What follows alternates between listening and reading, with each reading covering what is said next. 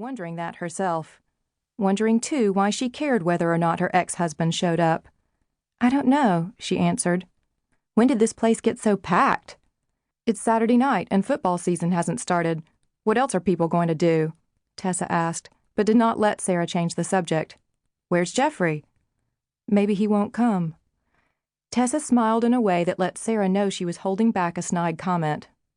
"Go ahead and say it." "I wasn't going to say anything," Tessa said, and Sara could not tell if she was lying or not. "We're just dating."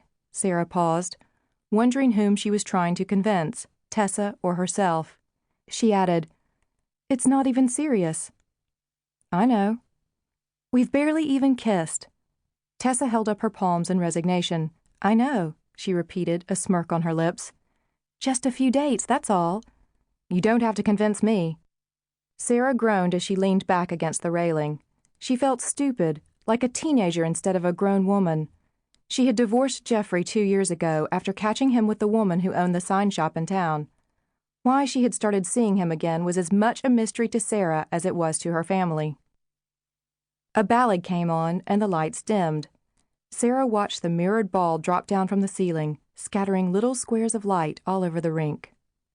"I need to go to the bathroom," Sara told her sister. "Will you keep an eye out for Jeff?"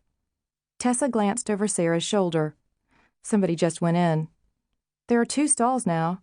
Sara turned toward the women's restroom just in time to see a large teenage girl go in. Sara recognized the girl as Jenny Weaver, one of her patients. She waved, but the girl didn't see her. Tessa muttered, "Hope you can wait." Sara frowned, watching another teenager she did not recognize follow Jenny into the restroom. At this rate, Sara would go into renal failure before Jeffrey arrived. Tessa tilted her head toward the front door. "Speaking of tall, dark, and handsome." Sara felt a foolish smile come to her lips as she watched Jeffrey make his way toward the rink. He was still dressed for work in a charcoal gray suit with a burgundy tie. As chief of police for Grant County, he knew most of the people in the room. He glanced around, looking for Sara, she supposed, stopping here and there to shake hands. She refused to do anything that would get his attention as he walked through the crowd. At this point in their relationship, Sara was content to let Jeffrey do all of the work. Sara had met Jeffrey on one of her earlier cases as town coroner.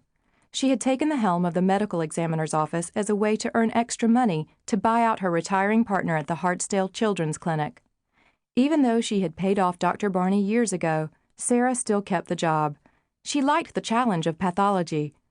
12 years ago, Sara had done her residency in the emergency room of Atlanta's Grady Hospital. Going from such a fast-paced, life-and-death job to tummy aches and sinus infections at the clinic had been a shock to her system. The coroner's job was a challenge that helped keep her mind sharp. Jeffrey finally caught sight of her. He stopped in the middle of shaking Betty Reynolds' hand, the corners of his mouth rising slowly, then dipping into a frown as he was pulled back into conversation with the owner of the town's Five and Dime. Sara could guess what Betty was talking about. The store had been broken into twice in the last 3 months. Betty's posture was adversarial, and even though Jeffrey's attention was obviously elsewhere, she continued to speak to him. Finally, Jeffrey nodded, giving Betty a pat on the back as he shook her hand, probably making an appointment to talk with her tomorrow. He extricated himself, then walked toward Sara, a sly smile on his face. "Hey," Jeffrey said. Before she could stop herself, Sara was shaking his hand the way almost everyone else in the rink had. "Hello, Jeffrey," Tessa interrupted, her tone uncharacteristically sharp. It was usually Eddie, their father, who was rude to Jeffrey. Jeffrey gave a puzzled smile. "Hey, Tessie." "Uh-huh," Tessa mumbled, pushing off from the rail. She skated away, tossing Sara a knowing look over her shoulder. Jeffrey asked, "What was that about?" Sara pulled back her hand, but Jeffrey held on to her fingers just long enough to let her know it was his choice to release her. He was so damn sure of himself. More than anything else, this quality appealed to Sara at a very base level. She crossed her arms, saying, "You're late." "I had trouble getting away." "Is her husband out of town?" He gave her the same look he gave witnesses he knew were lying.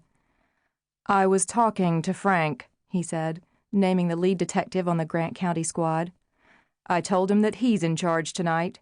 I don't want anything to interrupt us."